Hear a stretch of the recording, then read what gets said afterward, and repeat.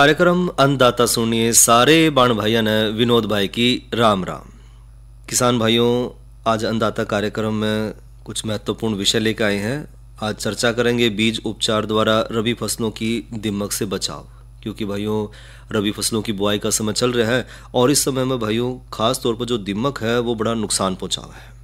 तो उस पर करेंगे चर्चा। और साथ में भाइयों नई फसल नई उमंग के तहत चर्चा करेंगे प्याज की नर्सरी तैयार करने में सावधानियों पे, और साथ में लेंगे जानकारी फसल अवशेष प्रबंधन में और पराली का प्रबंधन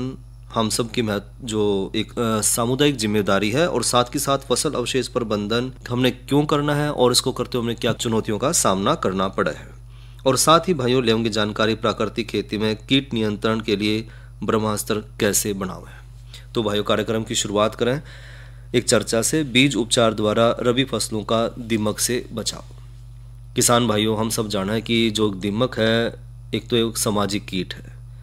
और बहुभक्षी भी है, यानी कि सभी तरह की फसलों में नुकसान पहुंचावा है। और साथ ही भाइयों जो जमीन के नीचे ये घर बनाकर पूरे समूह में रवा है, और हर समूह में एक राजा और एक रानी वो है, और इनका काम है सिर्फ प्रजनन करना, अपने जो संख्या वो बढ़ाना इसका काम है। और इसके अलावा इसमें भाइयों कमेरे और सिपाही कीट भी वो हैं, और जिनके पंख नहीं होंगे और ये प्रजनन भी नहीं कर सकते।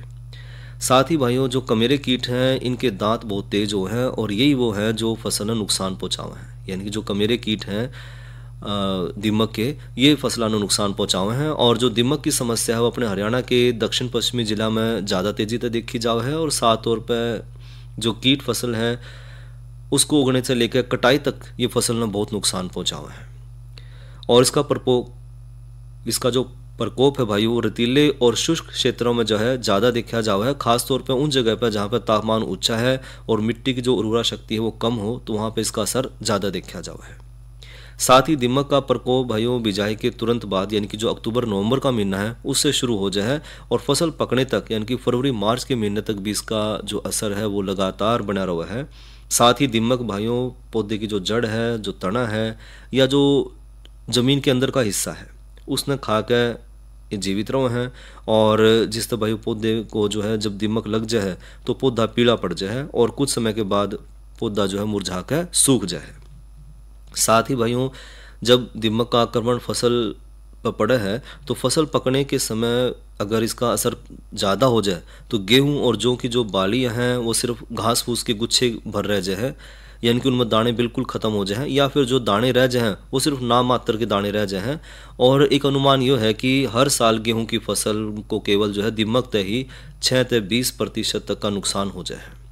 और दीमक से बचाव खातर भाइयों गेहूं जौ और जो चने हैं उनके बीज का बिजाई तय पहले बीज उपचार करना बहुत ज़रूरी है, क्योंकि बीज उपचार भाइयों बिजाई तय अगर हम एक दिन पहला करें तो बीज का उपचार करने का हमें फ़ायदा ये है कि बीज का उपचार करने से ये जो दीमक की समस्या है वो हम काफ़ी हद तक नियंत्रित कर पाएंगे। तो बिजाई से एक दिन पहले हमने बीज का उपचार करना है, और बीज उपचार के बाद बीज ने हमने पतली तह में बिछा कर छाया में सुखा देना है। और बीज उपचार खातर जो हमने दवाई इस्तेमाल करनी है वो जो दवाई है वो बिजाई से पहला 100 किलोग्राम बीज के उपचार खातर हमने इस्तेमाल करनी है। और गेहूं है, जौ है और जो चना है उसके लिए कीटनाशकों की मात्रा, पानी की मात्रा, उसमें कितना घोल बनाना है तो उसकी भी एक बार जिक्र कर लें। तो भाइयों गेहूं की जो हम फसल ले रहे हैं उसमें क्लोरोपाइरीफास 20 cc ताकत की दवाई हमने लेनी है, और ये जो दवाई लेनी है हमने वो लेनी है 150 मिलीलीटर, और जो घोल तैयार करना पानी में मिलाकर वो तैयार करना हमने 5 लीटर का, या फिर इथियोन 50 cc ताकत की दवाई हमने लेनी है 500 मिलीलीटर, और जो घोल तैयार करना हमने पानी में मिलाकर वो 5 लीटर का, यानी कि 500 अगर मिलीलीटर हम दवाई ले रहे हैं तो 4.5 लीटर हमने पानी लेना है। दोनों का घोल बनकर जो है टोटल होना चाहिए 5 लीटर का। इसी तरह भाइयों जौ की अगर हम फसल ले रहे हैं तो जौ का जो हमने बीज का उपचार करना वो भी हमने करना है क्लोरीपाइरीफास 20 cc ताकत की दवाई से, और इसमें हमने जो दवाई लेनी है वो लेनी है 600 मिलीलीटर, और ये जो पूरा घोल है पानी के साथ वो बनना चाहिए 12.5 लीटर का भाइयों। इसी तरह चने की बिजाई से पहला जो चने का बीज उपचार करना वो हमने करना है क्लोरीपाइरीफास 20 cc ताकत की दवाई तय, जिसमें हमने 1500 मिलीलीटर लेनी है दवाई और 500 मिलीलीटर लेना है पानी, यानी कि जो पूरा घोल है वो बनेगा 2 लीटर का। और बीज उपचार की अगर विधि की बात करें तो भाइयों 1 क्विंटल यानी कि 100 किलोग्राम बीज ने पक्के फर्श पर या पॉलीथीन की एक बड़ी शीट बिछाकर उस पर फैला दें और आधी दवाई का घोल जो है वो बीज पर छिड़काव करें और उसने अच्छी तरह से मिला दें। इसके बाद भाइयों जो बची हुई आधी दवाई है उसका भी घोल जो है वो छिड़काव कर दें बीज के ऊपर और एक बार फिर उसने अच्छी तरह से जो है बीज में मिलावें ताकि बीज की हर एक जो बीज है उस पर एक पतली परत जो है दवाई की चढ़ जाए और उपचारित बीज ने रात भर फैलाकर छोड़ दें और सुबह इसने बिजाई खातर हम इस्तेमाल कर सकें। और बिजाई से पहले भाइयों कीटनाशकों के उपचार के लिए जो सिफारिश की गई फफूंदनाशक है या जो बीमारियों खातर टीके हैं उसका उपचार जरूर कर लें। उसी के बाद जो हमने बुआई करनी है। तो जो बीज उपचार है उसके फायदे क्या हैं, क्यों हमने बीज उपचार करना चाहिए। एक तो भाइयों बीज उपचार जो है एक उत्तम और टिकाऊ, सस्ता और आसान और अच्छा उपाय है। दूसरा भाइयों जो मित्र कीट है, जो परजीवी हैं, उनके लिए जो है अपेक्षाकृत ज़्यादा सुरक्षित भी रव है और अंकुरित पौधों को पक्षियों द्वारा निकालने की जो नुकसान है वो भी इसमें कम रव है। साथ ही वायु और जल के जो जहर की मात्रा है वो भी काफ़ी हद तक कम करा है बीजोपचार। हाँ, लेकिन हमने कुछ सावधानी जरूर रखनी है जब हम बीजोपचार करें या जो है बिजाई करें उस समय पर। एक तो कीटनाशक खरीदते समय इस बात का ध्यान रखें कि जो कीटनाशक की जो अंतिम तिथि है उसने इस्तेमाल करने की वो एक बार जरूर देख लें ताकि उसका सही असर हमने अपने बीज पर दिखाई दे हुआ। और यदि भाई खेत में हमने खरीफ की फसल ली है तो पिछली फसल के जो बचे अवशेष हैं, खरपतवार है या जो कचरा है उसने इकट्ठा करके खेत से बाहर निकाल दें। साथ ही भाइयों जो हम गोबर की जो खाद इस्तेमाल कर रहे हैं वो सही तरह से गली सड़ी खाद हो। अगर हम कच्ची खाद डाल देंगे खेत में तो उससे फिर भाइयों दीमक का प्रकोप बढ़ जाएगा। और साथ ही फसल को समय पर पानी की जरूरत पड़ा है तो उसको पानी सही समय पर देना है, क्योंकि कई बार देखा गया है कि फसल में पानी की कमी होने से भी जो है दीमक का प्रकोप ज़्यादा बढ़ जाए। तो ये तो हमने बात करी भाइयों कि जो रबी फसलें हैं उसमें बीजोपचार करके ही हमने जो है फसल बोनी है ताकि दीमक का जो असर है उसने हम कम कर सकें। और भाइयों एक करें चर्चा नई फसल नई उमंग के तहत प्याज की नर्सरी तैयार करने में सावधानियों पर। किसान भाइयों, क्योंकि हम जब रबी की फसल ले रहे हैं तो रबी की फसल में हम जब प्याज की फसल ले रहे हैं तो उसमें हमने कुछ एक बातों का ध्यान रखना है कि जब नर्सरी तैयार कर रहे हैं तो नर्सरी तैयार करते हुए हमने कुछ बातों का खास तौर पर ध्यान रखना है, क्योंकि प्याज भाइयों रबी मौसम की सब्जी है और एक मुख्य फसल है और उसकी खेती अगर किसान भाई ज़्यादा से ज़्यादा लाभ कमाना चाहे हैं तो उत्तम और उन्नत किस्म की संतुलित उर्वरक का प्रयोग हमने करना है, जल का सही ढंग से प्रबंधन करना है, खरपतवार है, कीट है और बीमारियों पर भी हमने नियंत्रण लगाना होगा, तभी हम जो है इसका पूरा लाभ ले पाएंगे। साथ ही साथ भाइयों हमने स्वस्थ पौधे तैयार करने हैं, पौध रोपाई में हमने ध्यान रखना है, पौध रोपण के बाद जो सिंचाई का समय है उसका भी हमने ध्यान रखना है, खुदाई है, वर्गीकरण करना है, भंडारण करना है, मंडीकरण करना है। इन सब बातों का अगर किसान भाई ध्यान रखेंगे तो प्याज की खेती में किसान भाई जो है बहुत बढ़िया आमदनी ले पाएंगे। तो पौध रोपण के समय अगर हम कुछ बातों का ध्यान रखें, क्योंकि कई बार किसान भाई ने पता भी हो है लेकिन जाने अनजाने कई बार या अनदेखी के कारण जो है वो जो लाभ किसान भाई ले सकते थे वो लाभ नहीं ले पाते और कई बार फसल में नुकसान हो जाए। तो अगर किसान भाई पौध रोपण के समय कुछ बातों का ध्यान रखें तो फसल में जो किसान भाई ज़्यादा से ज़्यादा लाभ ले पाएंगे। एक तो किसान भाइयों ने ध्यान रखना कि खेत ने अच्छी तरह से उसकी जुताई और पाटा लगा कर खेत ने तैयार कर लें, बिल्कुल समतल कर लें। और गोबर की जो गली सड़ी खाद है वो हमने 20 टन 1 एकड़ के हिसाब से खेत में देनी है और अच्छी तरह से खेत में हमने मिलानी है। साथ ही भाइयों खेत में ज़रूरत के हिसाब से पट्टे और जो क्यारी हैं वो बांट लें और रासायनिक उर्वरकों की सही मात्रा, जैसे नाइट्रोजन शुद्ध हमने 25 किलोग्राम, फास्फोरस शुद्ध 20 किलोग्राम और पोटाश शुद्ध हमने 10 किलोग्राम रोपाई तक पहला ही खेत में आखिरी जुताई के करते समय खेत में हमने मिला देनी है। और साथ ही पौध रोपण के लिए भाइयों पौधशाला नर्सरी में से जो है पौध उखाड़न तक 4 से 5 दिन पहले जो है पौधशाला में पानी देना बंद कर दें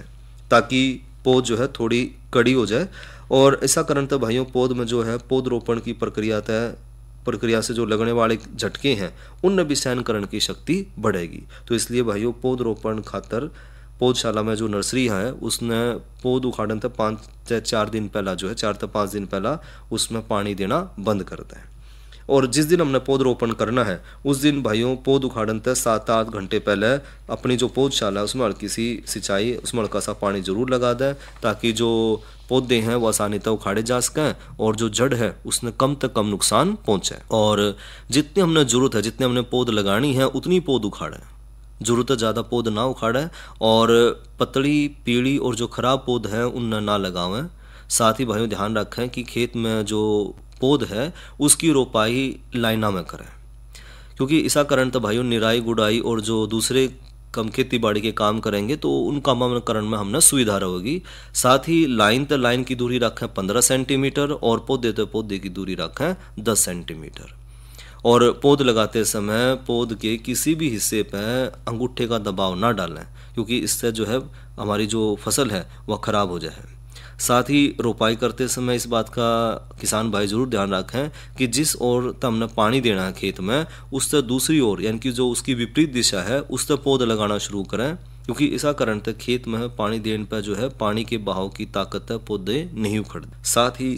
खेत की जो सिंचाई है वो पौध रोपण के तुरंत बाद करें। और पौध रोपण खातर भाइयों जो पौध है वो 6 से 9 इंच की लंबाई की होनी चाहिए, क्योंकि ज़्यादा लंबाई वाली जो पौध रोपण हम करें हैं तो देखा जाएगा कि कई दिन बाद तक वह पौध सीधी नहीं हो पाती, क्योंकि इसकी लंबाई ज़्यादा होगी।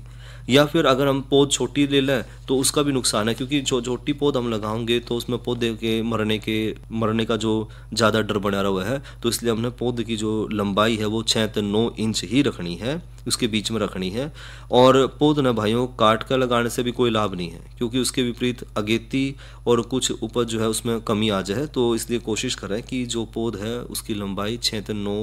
इंच ही रखें। इसके अलावा भाइयों जो निराई गुड़ाई है उसके साथ साथ अगर हम रासायनिक खरपतवार का इस्तेमाल करें तो ज़्यादा हमें लाभ मिलेगा, क्योंकि खरपतवार एक बड़ी समस्या है। और रासायनिक खरपतवार नियंत्रण खातर भाइयों फ्लुक्लोरीन 400 से 500 ग्राम प्रति एकड़ के हिसाब से और रोपाई से पहले जो है हमने खेत में छिड़काव कर मिट्टी में मिला दें। और या फिर पेंडीमेथिलीन 400 से 500 ग्राम जो है वो हमने 1 एकड़ के हिसाब से रोपाई के 8 से 10 दिन के बाद अच्छी नमी की अवस्था में जो है उसका छिड़काव करें। और या फिर भाइयों जो स्टाम्प है उसने छिड़कते वक्त बात का ध्यान रखें कि छिड़के हुए जो जगह है उस पर पाँव ना आवे, क्योंकि छिड़काव करते समय इनके हमने उल्टा चलना है, उसके ऊपर पाँव ना पड़े। और 2 रसायनों में से किसी भी एक रसायन का छिड़काव करने के लिए हमने 250 लीटर पानी की हमने ज़रूरत पड़ेगी। तो ये तो भाइयों बात करी कि जो रबी फसल है प्याज की उसकी हमने जो नर्सरी तैयार करनी है उसमें हमने किन किन बातों का ध्यान रखना है।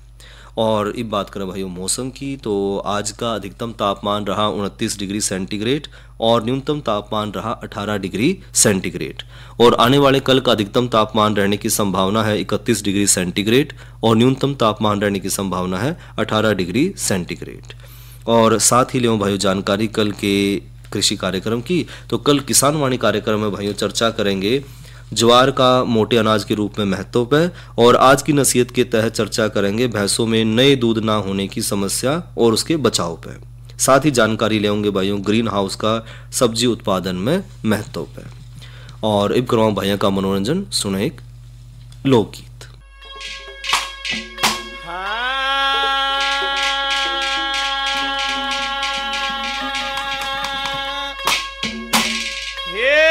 बोली करया गोल गोपिया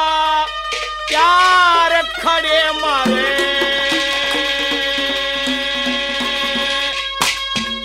ये बाड़ी जवार बाजरा पाकरा लिया बाजरा पाकरा लिया गोल गोपिया प्यार खड़े मारे जवार बाजरा पाकरा लिया बाजरा पाकरा लिया।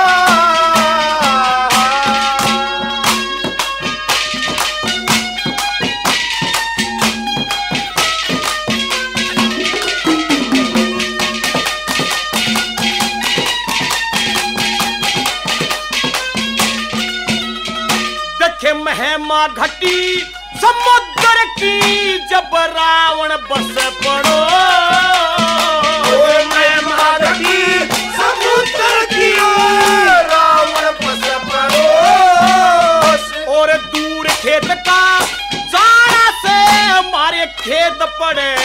कोस पड़ के ओसट पकड़िया न्यार बीज के जम्फर और सलवार ओढ़ना हो गया गीला बाजरा वो पाकड़ा लीला जय गोर गोपिया चार खड़े मरे बाड़ी सलवार बाजरा वो पाकड़ा लीला बाजरा पाकड़ा लीला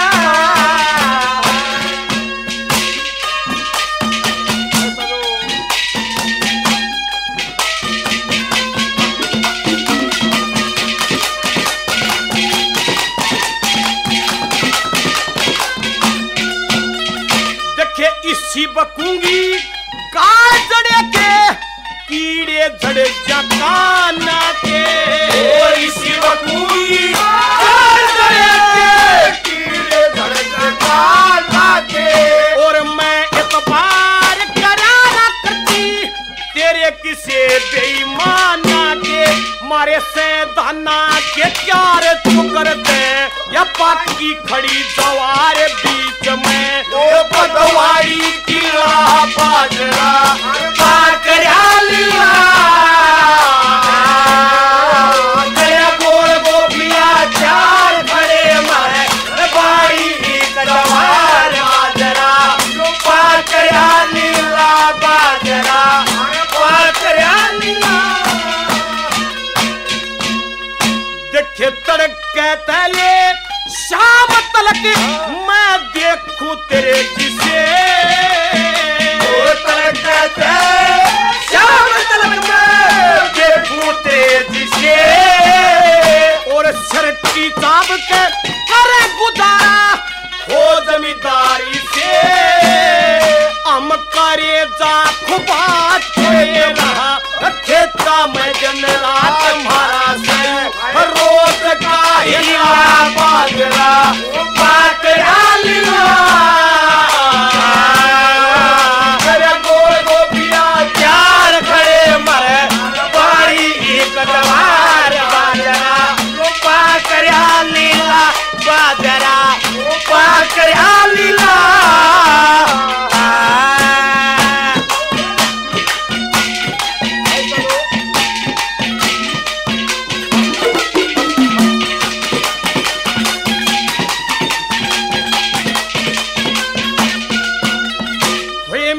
सिंह कह चलिया चले क्यों करे घना सो मेरे सिंह कह चलिया चले क्यों करे घना सो इस जमींदार ने जीत प्यारे होश डांगर ढोर मारे डांगर जारे पार भरोटे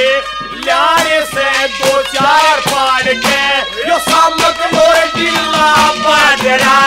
पाकड़ा लीला जरा गोल गोपिया चार खड़े मरे बाड़ी एक जवार बाजरा पाकड़ा लीला बाजरा पाकड़ा लीला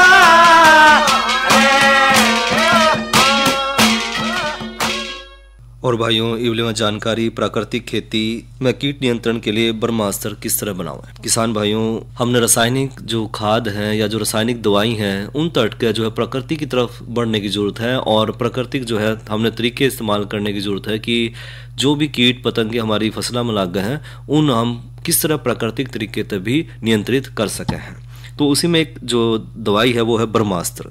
ये जो फल और जो तना छेदक कीट है उसको नियंत्रित करने खातिर हम दवाई इस्तेमाल कर रहे हैं और इसमें हम 6 महीने तक जो है स्टोर करके रख सकें एक बार बना के। तो हमने बनानी किस तरह है ये, तो ब्रह्मास्त्र तैयार करने की जो विधि है भाइयों, उसमें एक तो हमने बर्तन में नीम की पत्ती ले लेनी है 1.5 किलो और करंज की पत्ती लेनी है 1 किलो, पुटुस की पत्ती लेनी है 1 किलो, शरीफा की पत्ती लेनी है 1 किलो, पपीते की पत्ती लेनी है 1 किलो और सफ़ेद दतूरे की पत्ती हमने लेनी है 1 किलो। और इन बढ़िया डाल कूट कर इसका पाउडर बना कर और एक बर्तन में हम डालना है और उस बर्तन में डालना भाइयों 5 लीटर देसी गाय का मूत्र और इन सब ने अच्छी तरह से मिला लें। और मिलाने के बाद भाइयों जो पत्तियों सहित जो बर्तन है उसने हम आँच पर धरते हैं और आँच पर धर कर हमने इतना गर्म करना है कि इसका 5वां हिस्सा रह जाए और उसके बाद भाइयों इस घोल ने 24 घंटे तक रख दे ठंडा होने खातर, और इस घोल ने भाइयों फिर सूती कपड़े तक छान लें। इस घोल ने भाइयों दवाई के रूप में हम स्प्रे करके सभी प्रकार के जो रस चूसने वाले कीड़े हैं जैसे सफ़ेद मक्खी है और जो फल और तना छेदक जो बीमारी है उसने हम नियंत्रित कर सके हैं। साथ ही भाइयों दवाई की मात्रा हमने लेनी है 100 मिलीलीटर और उसमें 5 लीटर पानी में घोल कर अगर हम शाम के समय इसका जो स्प्रे कर दें तो हमें ज़्यादा फायदा मिलेगा। और जो हमने अगर जो घोल बनाया है यानी कि हमने 100 मिलीलीटर दवाई 5 लीटर पानी में घोल कर रख ली है तो इन्हें भी हम 1 महीने तक संभाल कर रख सकते हैं, और जो शुद्ध दवाई हमने तैयार करी है उसने हम 6 महीने तक भी जो है इकट्ठी करके रख सके हैं। तो ये तो बात करी भाइयों जो ब्रह्मास्त्र जो दवाई है यानी कि जो फल और तना छेदक जो कीट हैं उनके नियंत्रण खातर हम किस तरह प्राकृतिक तरीके से एक दवाई तैयार कर सके हैं। और भाइयों ये करें चर्चा फसल अवशेष प्रबंधन पर, क्योंकि भाई फसल अवशेष प्रबंधन करना बहुत ज़रूरी है। आम तौर पर हम खास तौर पर जो पिछले 3-4 दशकों तक लगभग पिछले 30-40 साल तक जो है हम एक तो रसायनों का खूब अंधाधुंध प्रयोग कर रहे हैं, साथ ही साथ जो है ज़्यादा जुताई वाली जो ज़मीन है उसकी जो भौतिक है रासायनिक और जो जैविक गुणवत्ता है उस पर बहुत बुरा इसका प्रभाव पड़ने लग रहा है, क्योंकि जो रसायन हम खेत में इस्तेमाल कर रहे हैं उससे हमारी मिट्टी की भौतिक दशा रासायनिक दशा और जो उसकी जैविक गुण है वो सब खराब होने जाने लग रहे हैं। साथ ही साथ जो लगातार किए जा गए जो हमारी ये जो अनुचित क्रिया है जो हम सही ढंग से मिट्टी का रख रखाव नहीं कर रहे हैं उससे हमारी मिट्टी और जो हमारा ज़मीन के नीचे का पानी है वो भी दूषित होने लग रहा है। साथ ही मिट्टी का जो स्वास्थ्य है उसकी संरचना है और उसमें जो जैविक कार्बन है उसकी मात्रा भी बड़ी तेज़ी तक घटने लग रही है, और जो हमारी कृषि की लायक जो ज़मीन है उसकी दशा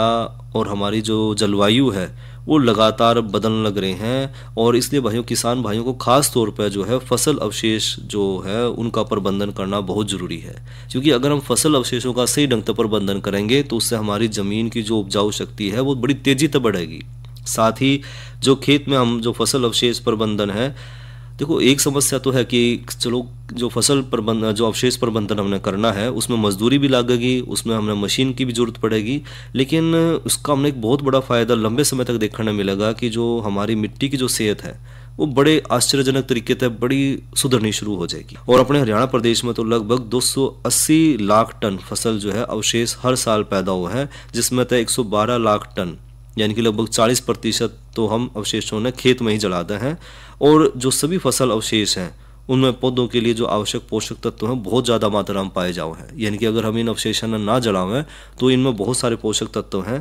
अब बात कर लें धान की, अगर 1 टन जो फसल है उसमें हमने जो अवशेष हैं उससे हमने 5 से 8 किलोग्राम नाइट्रोजन, 700 से 1200 ग्राम फास्फोरस, 12 से 17 किलोग्राम पोटाशियम और 500 ग्राम से लेकर 1 किलोग्राम तक जो है सल्फर और 3 से 4 किलोग्राम कैल्शियम और 1 से 3 किलोग्राम मैग्नीशियम और दूसरे पोषक तत्व हमने इसमें आसानी से मिल जाए। और इनके अतिरिक्त भाइयों जो फसल अवशेष हैं उन्हें जलाने की बजाय अगर हम उनका उचित प्रबंधन कर लें तो किसान भाई जो है इन अवशेषों से मिलने वाले जो पोषक तत्व हैं उनका भरपूर फायदा अपनी मिट्टी में ले सके हैं। तो जो फसल अवशेष अगर उन हम जलाओ हैं तो उन तक होने वाले नुकसान के हैं। एक तो पहला नुकसान तो भाई यही है कि जो फसल अवशेष है अगर उन हम जलाओगे तो एक तो हमारा वातावरण है पर्यावरण है वो दूषित हुआ है।